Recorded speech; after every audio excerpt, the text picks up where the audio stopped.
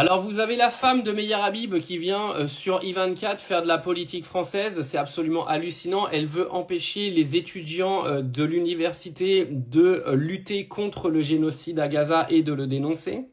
Oui, Caroline Yadan, hein, vous savez, la grande politique française qui est venue sur le plateau de l'Afterfood faire sa propagande anti-islam et anti-musulman, maintenant se pointe sur tous les plateaux télé pour venir parler de la loi qui vise tous les étudiants qui parleraient de ce qui se passe en Palestine, c'est-à-dire que ça pourrait devenir clairement interdit. Tu n'aurais plus droit de prendre position, tu n'aurais plus droit de dénoncer un génocide absolument scandaleux. Tout ça pourquoi? Parce que Madame Yadan a décidé, en tant que pro-israélienne, que ça en serait ainsi. Et nous, on a encore tout le monde qui va laisser faire, encore une fois, une parlementaire française qui se pointe sur des plateaux télé étrangers pour parler des lois de la France. C'est quand même hallucinant. En gros, je te fais un dessin. Si tu devais parler du génocide à Gaza ou en Palestine dans une université, tu serais considéré comme antisémite. D'accord? C'est-à-dire que c'est devenu une mode depuis le 7 octobre. Dès que tu commences à prendre la défense d'un peuple qui est aujourd'hui opprimé, colonisé, tué, enfin tout ce que tu veux, tu es considéré comme antisémite. Oui, parce que prendre la défense de civils qui meurent, ça veut dire être anti-juif. Voilà, c'est le résumé de tous ces gens-là qui sont absolument dangereux pour notre société. Ces mêmes gens qui viennent t'expliquer que les étudiants à Sciences Po, que les étudiants dans les universités françaises sont dangereux car ils sortent des drapeaux palestiniens, parce qu'ils sortent avec les mains rouges, etc.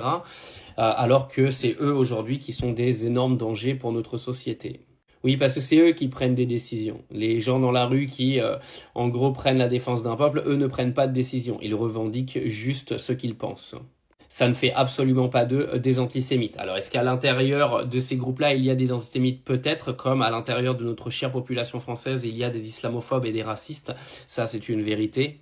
Et pourtant, ces derniers ne sont pas empêchés de s'exprimer sur les réseaux et à la télévision. Oui, parce que aujourd'hui, tu n'as plus le droit de parler d'un génocide en Palestine, mais par contre, tu auras le droit de parler d'immigration toute la journée, de dire que le voile devrait être interdit. Ça, t'as le droit, il n'y a pas de problème. Ça, t'es pas considéré comme islamophobe ou raciste. Par contre, prendre la défense de la Palestine, t'es considéré comme antisémite.